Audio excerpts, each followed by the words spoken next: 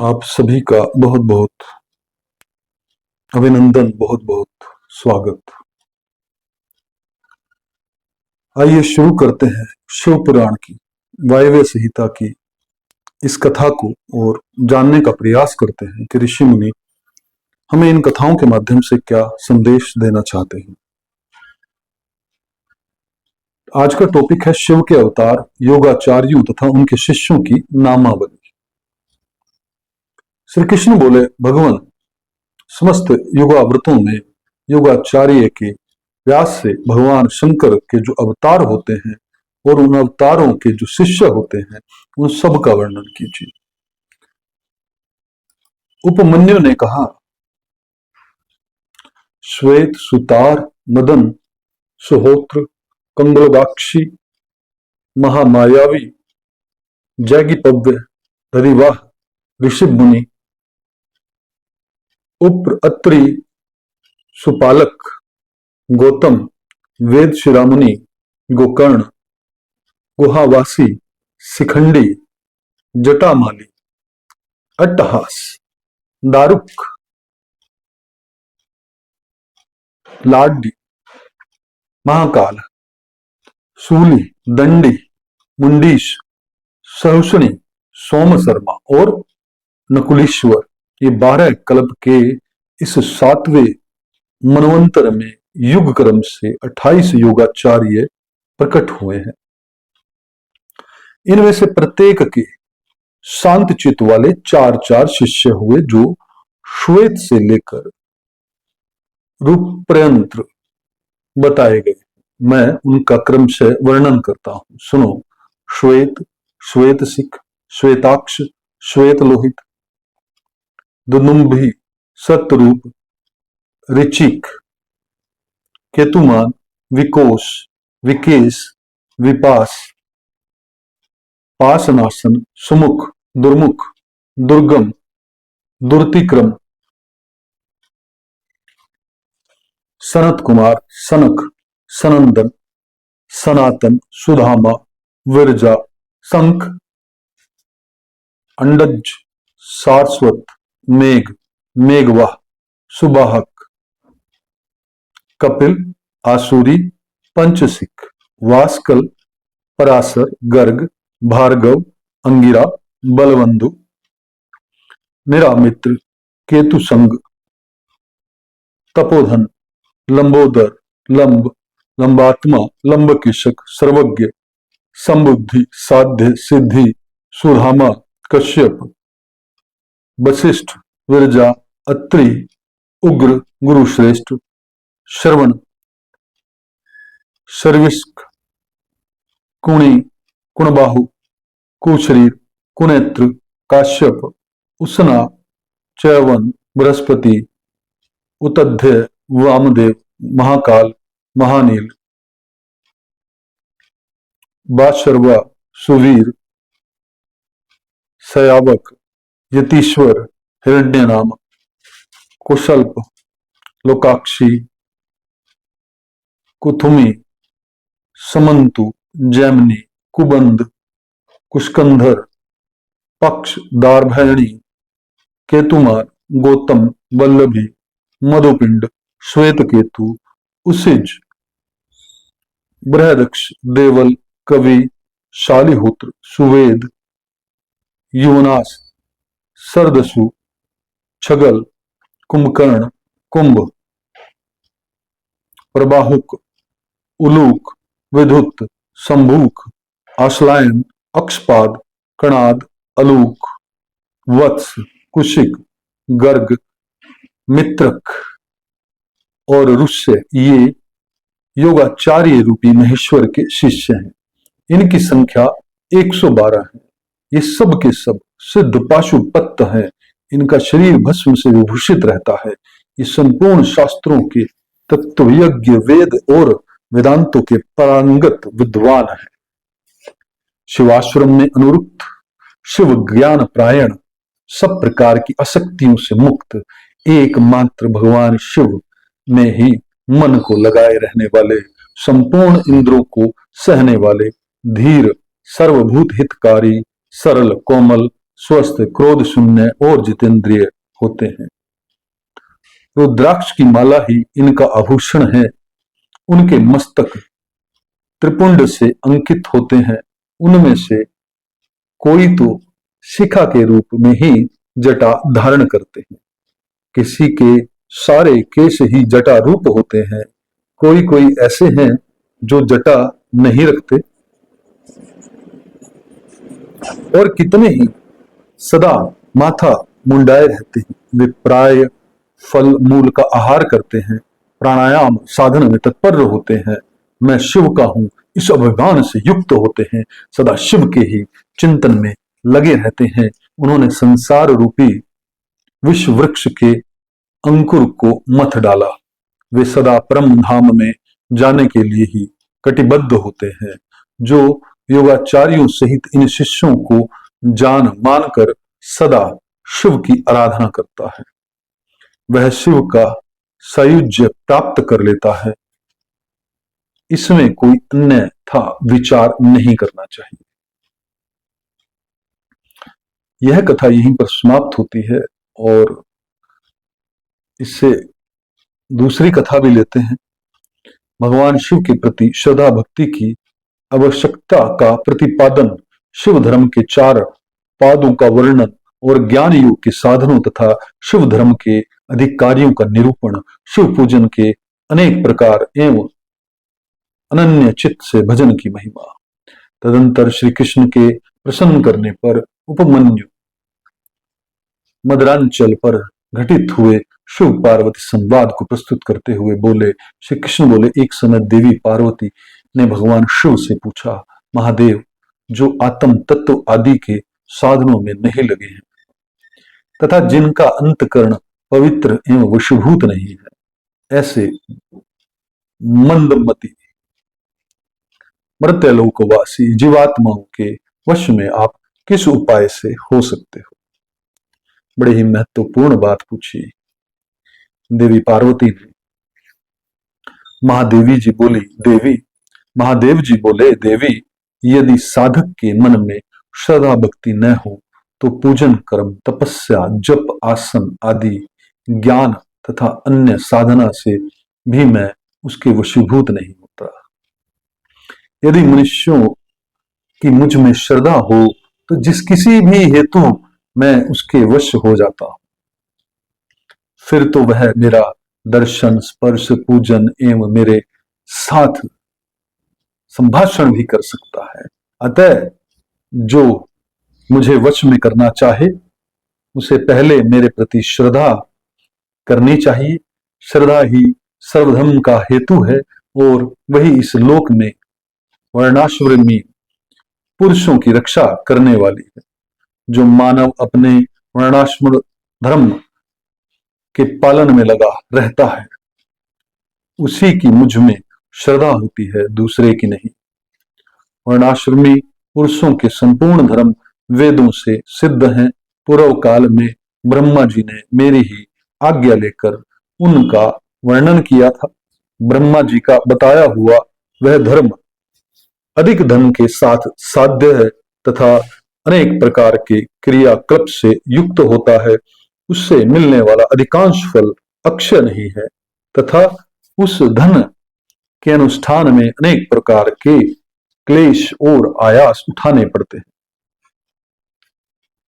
उस महान धर्म से परम दुर्लभ श्रद्धा को पाकर जो वर्णाश्रमी मनुष्य अनन्य भाव से मेरी शरण में आ जाते हैं, उन्हें सुखद मार्ग से धर्म अर्थ काम और मोक्ष प्राप्त होते हैं।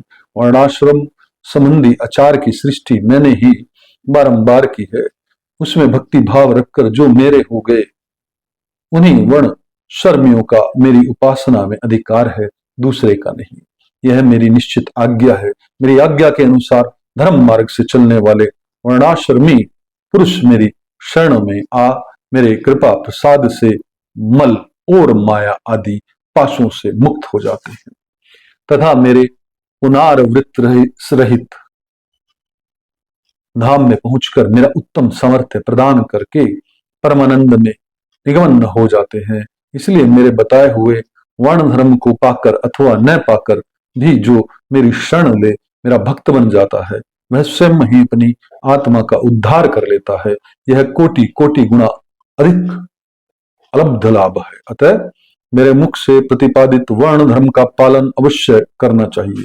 जो मोक्ष मार्ग से विलग होकर दूसरी किसी वस्तु के लिए श्रम करता है, उसके लिए वही सबसे बड़ी हानि है, वही बड़ी भारी त्रुटि है, यही मोह है और वही अंधता एवं मुक्ता है। देवेश्वरी, मेरा जो सनातन धर्म है वह 4 चरणों से युक्त बताया गया है। उन चरणों के नाम है ज्ञान, क्रिया, चर्चा और योग। पशु, पास और पति का ज्ञान ही ज्ञान कहलाता है। गुरु के अधीन जो विधि पूर्वक पंचशोधन का कार्य होता है उसे क्रिया कहते हैं। मेरे द्वारा विहित वर्णाश्रम प्रयुक्त जो मेरे पूजन आदि धर्म हैं, उनके आचरण का नाम चर्या है। मेरे बताए हुए मार्ग से ही मुझ में सुस्थिर भाव से चित्त लगाने वाले साधक के द्वारा जो अंतकरण की अन्य वृत्तियों का निरोध किया जाता है, उसी को योग कहते हैं। देवी, चित्त को निर्मल एवं प्रसन्न बनाना अश्वमेध यज्ञों के समूह से भी श्रेष्ठ है, क्योंकि वह मुक्ति देने वाला है। विषय भोग की इच्छा रखने वाले लोगों के लिए यह मन प्रसाद दुर्लभ है। जिसने यम और नियम के द्वारा इंद्रिय समुदाय पर विजय प्राप्त कर लिया है, उस विरक्त पुरुष के लिए ही योग को सुलभ बताया गया है। योग पूर्व पापों को हर लेने वाला है। वैराग्य से ज्ञान होता है और ज्ञान से योग।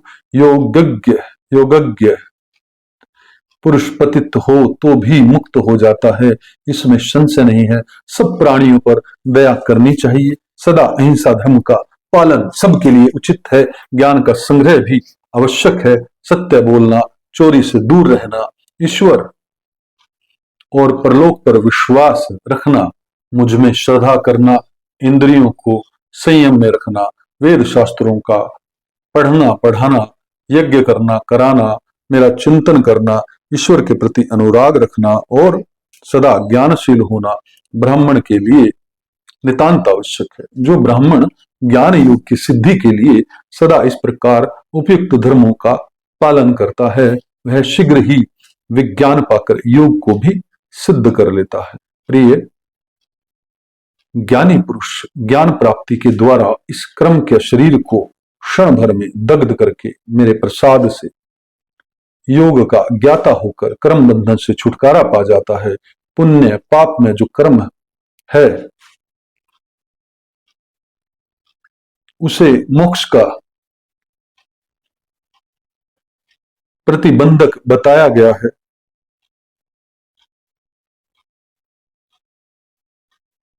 इसलिए योगी पुरुष योग के द्वारा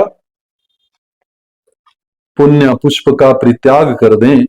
फल की कामना से प्रेरित होकर कर्म करने से ही मनुष्य बंधन में पड़ता है, केवल कर्म करने मात्र से नहीं। अतः कर्म के फल को त्याग देना चाहिए। प्रिय, पहले कर्म में यज्ञ द्वारा बाहर मेरी पूजा करके फिर ज्ञान योग में तत्पर हो साधक योग का अभ्यास करें।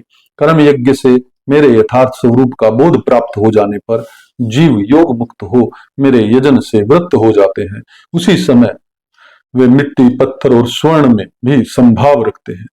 जो मेरा भक्त नित्य युक्त एवं एकाग्रचित्त हो ज्ञान योग में तत्पर रहता है, वह मुनियों में श्रेष्ठ एवं योगी होकर मेरा सायुज्य प्राप्त कर लेता है। जो वर्णाश्रमी पुरुष मन से विरक्त नहीं है, वे मेरा आश्रय ले ज्ञान, चर्या और क्रिया इन तीनों में ही प्रवृत्त होने के अधिकारी हैं। उन्हीं के अनुष्ठान की योग्यता रखते हैं। मेरा पूजन 2 प्रकार का है, ब्रहा और आभ्यंतर।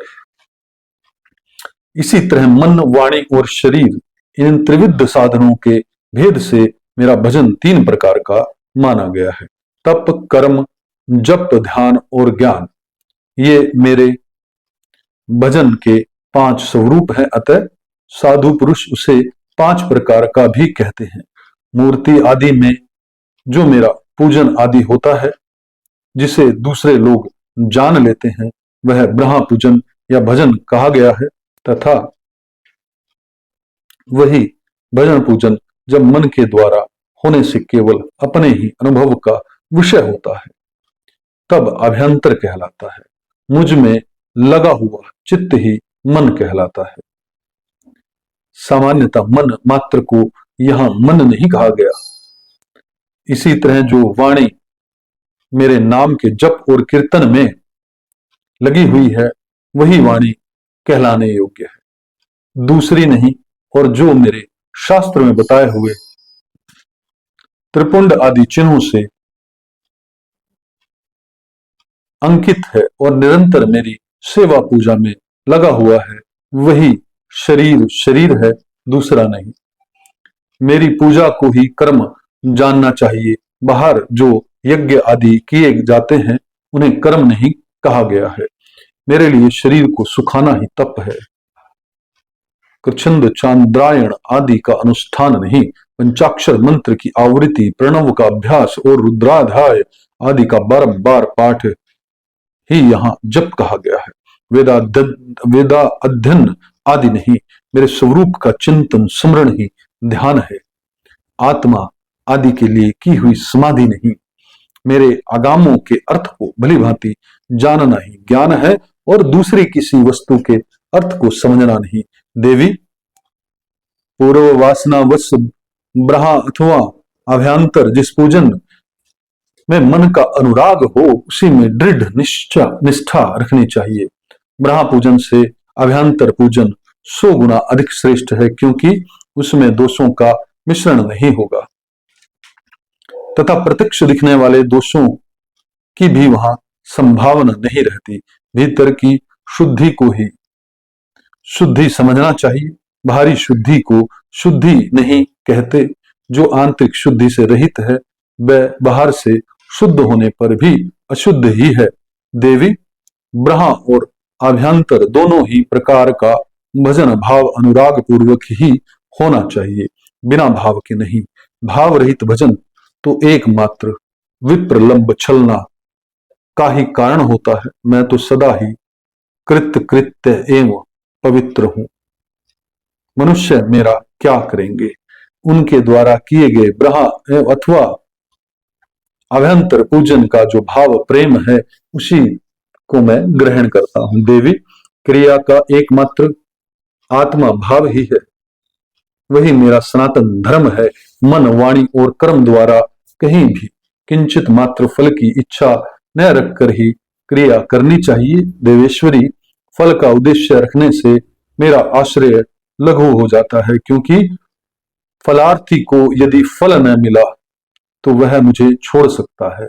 सती, साध्वी, देवी, फलार्थी होने पर भी जिस साधक का चित्त मुझ में ही प्रतिष्ठित है, उसे उसके भाव के अनुसार फल मैं अवश्य देता हूं। जिनका मन फल की इच्छा न रखकर ही मुझ में लगा हो, परंतु पीछे वे फल चाहने लगे हों, वे भक्त भी मुझे प्रिय हैं। जो पूर्व संस्कार वश ही फलाफल की चिंता न करके विवश हो मेरी शरण लेते हैं, वे भक्त मुझे अधिक प्रिय हैं। परमेश्वरी, उन भक्तों के लिए मेरी प्राप्ति से बढ़कर दूसरा कोई वास्तविक लाभ नहीं है, तथा मेरे लिए भी वैसे भक्तों की प्राप्ति से बढ़कर और कोई लाभ नहीं है। मुझ में समर्पित हुआ उनका भाव मेरे अनुग्रह से ही उनको मानव बलपूर्वक परम निर्वाण रूप फल प्रदान करता है। जिन्होंने अपने चित्त को मुझे समर्पित कर दिया, अतएव जो मेरे अनन्य भक्त हैं, वे महात्मा पुरुष ही मेरे धर्म के अधिकारी हैं। उनके 8 लक्षण बताए गए हैं। मेरे भक्तजनों के प्रति स्नेह, मेरी पूजा का अनुमोदन, स्वयं की भी मेरे पूजन में प्रवृत्ति, मेरे लिए ही शारीरिक चेष्टाओं का होना, मेरी कथा सुनने में भक्ति भाव, कथा सुनते समय स्वर, नेत्र और अंगों में विकार का होना, बारंबार मेरी स्मृति और सदा मेरे आश्रित रहकर ही जीवन निर्वाह करना, ये 8 प्रकार के चिन्ह यदि किसी मलेच्छ में भी हो, तो वह विप्र शिरोमणि श्रीमान मुनि है। वह सन्यासी है और वही पंडित है जो मेरा भक्त नहीं है, वह चारों वेदों का विद्वान हो तो भी मुझे प्रिय नहीं है, परंतु जो मेरा भक्त है वह चंडाल हो तो भी प्रिय है। उसे उपहार देना चाहिए, उससे प्रसाद ग्रहण करना चाहिए, और वह मेरे समान ही पूजनीय है। जो भक्ति भाव से मुझे पत्र, पुष्प, फल अथवा जल समर्पित करता है, उसी के लिए मैं अदृश्य नहीं होता और वह मेरी भी दृष्टि में कभी ओझल नहीं होता। भक्ति की इतनी सुंदर प्रारूप को जो उद्घाटित किया भगवान शिव ने, देवी पार्वती जी माध्यम बनी और देवी पार्वती जी ने सबके कल्याण के लिए ये जो पूरी बात पूछी, इससे ये बात समझ लेना चाहिए कि शिव को क्या प्रिय है। पंडित, वैश्य, शूद्र, क्षत्रिय या कोई भी जो भक्ति कर ले वही प्रिय। और हम विरुद्ध किसके कार्य कर रहे हैं? अगर हम किसी शूद्र से, चाहे वो भक्ति भाव से भी भरा हो, नफरत करते हैं, और एक पंडित से, चाहे वो उसके अंदर अभक्ति से भरपूर वह हो, तो उसकी पूजा करते हैं, तो हम शिव के अगेंस्ट चल रहे हैं, शिव की इच्छा के अगेंस्ट चल रहे हैं। और शिव की इच्छा के अगेंस्ट चलना अपने आप को कहां ले जाना है यह मुझे बताने की जरूरत नहीं। आप सभी से मैं प्रार्थना करूंगा कि आप इस कथा को बार बार सुनें और अपने जीवन में उतारने का प्रयास करें, और इस भेदभाव के जीवन को जो है दूर करें। समाज में सब एक है, अगर मनुष्य बन गए तो इससे श्रेष्ठ कुछ नहीं, सिर्फ मनुष्य ही हमारा धर्म है। और यही सनातन धर्म की एकमात्र अगर सीख लो तो वो ये लेनी चाहिए कि मनुष्यता से प्रेम करें, और लेकिन वो सभी के लिए। आप सभी के जीवन में भगवान शिव, देवी शिवा की कृपा सदैव बनी रहे। ओम तत्सत, ओम तत्सत, ओम तत्सत।